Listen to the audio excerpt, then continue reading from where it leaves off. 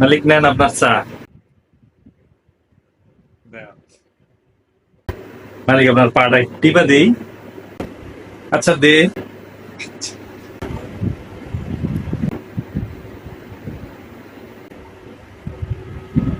আচ্ছা এখন তো তুই ভালো হয়ে গেছো।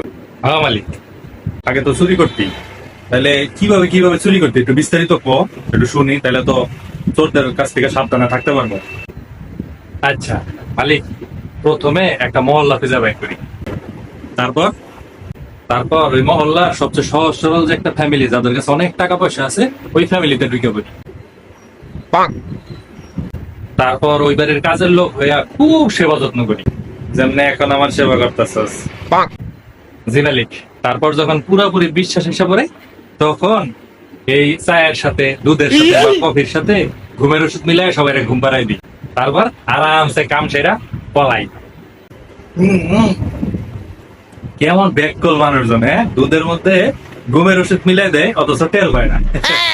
এটা এটা একটা এটা একটা হইল ব্যাককল গুলা।